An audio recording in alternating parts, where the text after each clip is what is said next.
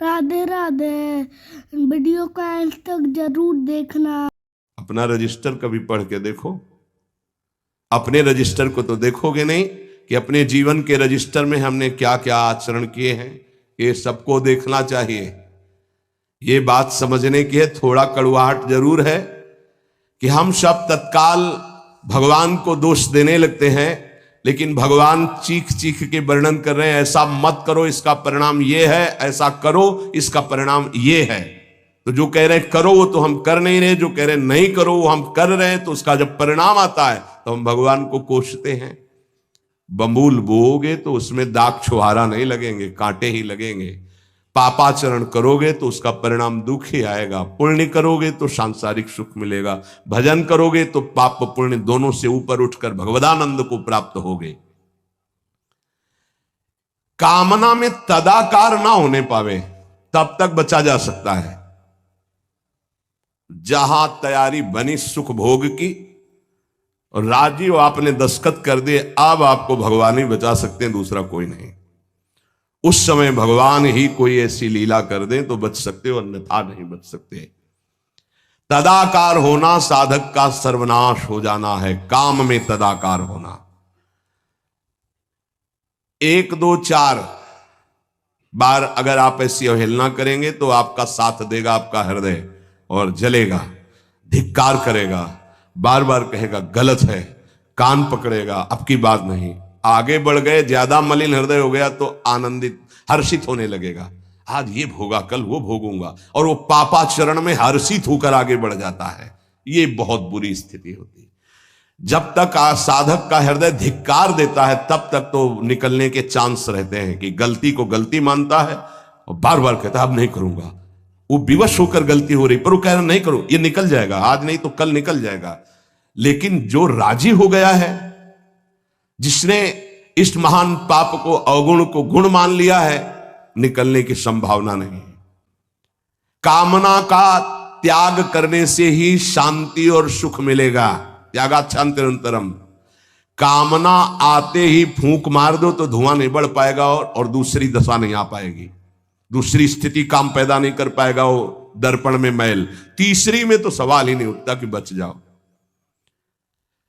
परमार्थ का रुचि रखने वाला साधक कामना को पहचानना सीखे और जहां काम अंदर आवे तत्काल उसको नष्ट करना सीखे।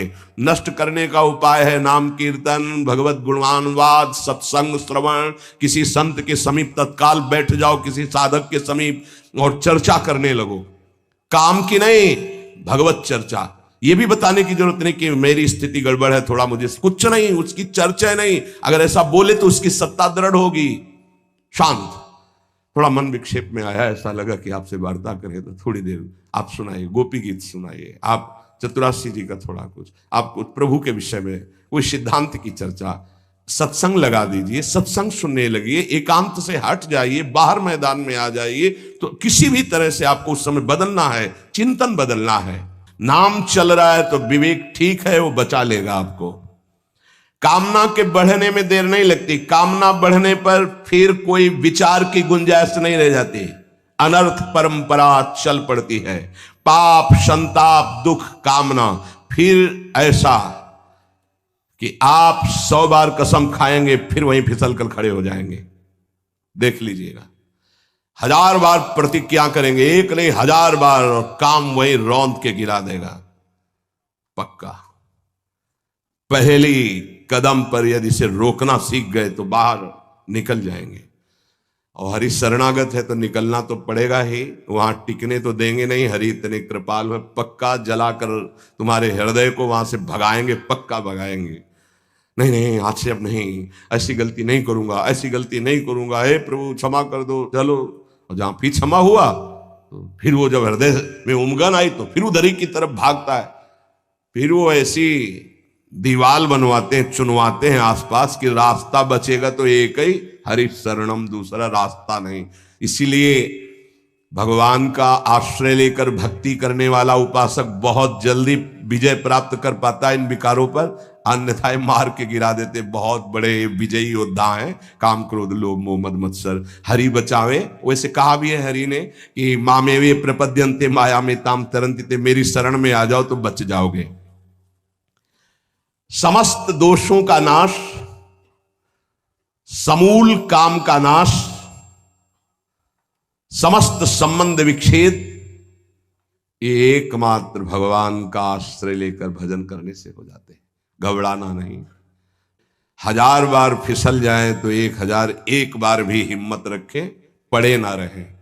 आखिरी श्वास तक हम बाजी जीतने की कोशिश करेंगे, क्योंकि ये खिलाड़ी किसी और के नहीं, हरि के ही हैं। ये काम क्रोध लोभ मोह मद मत्सर्य किसी और की सामर्थ्य से सामर्थ्यवान नहीं, मेरे स्वामी की ही सामर्थ्य से सामर्थ्यवान है। जिस दिन हमारा अहम धूल धूसरित हो जाएगा तो 1000 के बाद भी हम उन पर विजय प्राप्त कर लेंगे। इसलिए किसी भी स्थिति में कोई भी उपासक निराश तो होवे ना।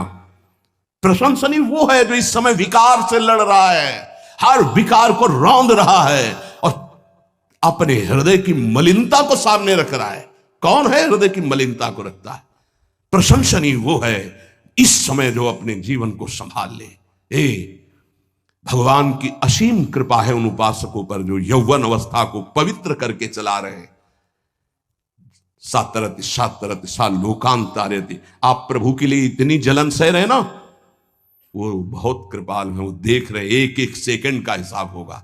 आप लोग ऐसा ना समझे कि आप जो कष्ट सह रहे हैं, आप जो जल रहे हैं, आप जो बेगों को सह रहे हैं, तो इसका कोई परिणाम नहीं। भगवान बिक जाएंगे, ध्यान रखना।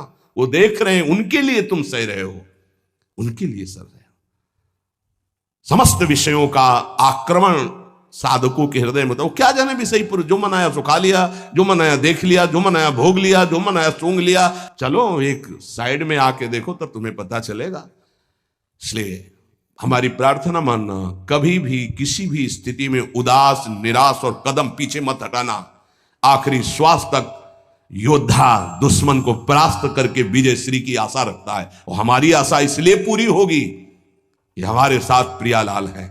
नागरी दासी जन्म जितायो, बलिहारी बलिहारी। ये क्या जाने, ये तो जरा सा छींक दोगे तो तैयार हो जाएंगे हो हल्ला मचाने में। ये साधना जानते हैं क्या?